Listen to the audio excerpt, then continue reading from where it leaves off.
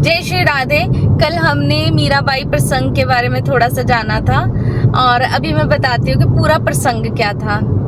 तो मीराबाई छोटी सी हैं और उनके गली से एक बारात जाती है। गली की बारात देखकर मीराबाई अपनी माता से पूछती है कि माता ये क्या है।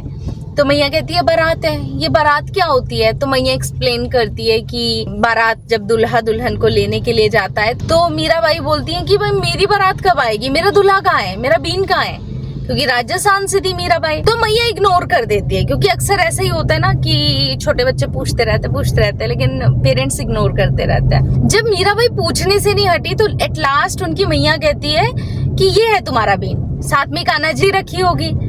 और मीराबाई समझ लेती है कि यही मेरा दुल्हा है और समर्पित हो जाती है उन्हीं के लिए। तो मीराबाई की भक्ति ऐसे शुरू होती है। बट क्या मीराबाई को अचानक कान्हा जी ऐसे ही मिल गए?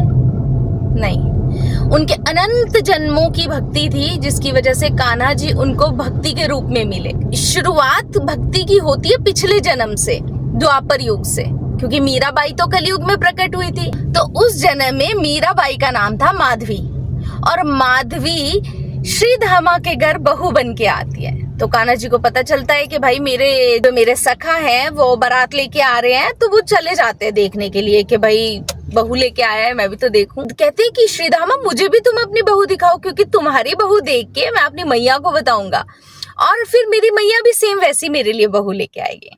तो श्रीधामा बोलते हैं कि पीछे बैठी है, देख लो। तो उस जन्म में मीराबाई का नाम था माधवी। तो माधवी को माँ ने समझा के भेजा था कि जब तुम अपने ससुराल जाओगी तो वहां सबसे मिलना, लेकिन कन्हैया से दूर रहना, उसको देखना भी मत और ना ही उसको अपना मुख दिखाना, क्योंकि पातिव्रत धर्म भ्रष्ट हो जाएगा। तो मैया कहती है उनकी कि किसी को कान्हा को देखना नहीं, क्योंकि वहां सभी लोग कान्हा को बहुत मानते हैं। तो माधवी को पता होता है, माधवी को याद आ जाता है, तो माधवी अपने आप को पूरा छुपा लेती है। माधवी खुद को पूरा ढक लेती है कि घूंघट में खुद को कवर कर लेती है कि मुझे किसी तरीके से कान्हा ना दिखे ना वो मुझे देखे।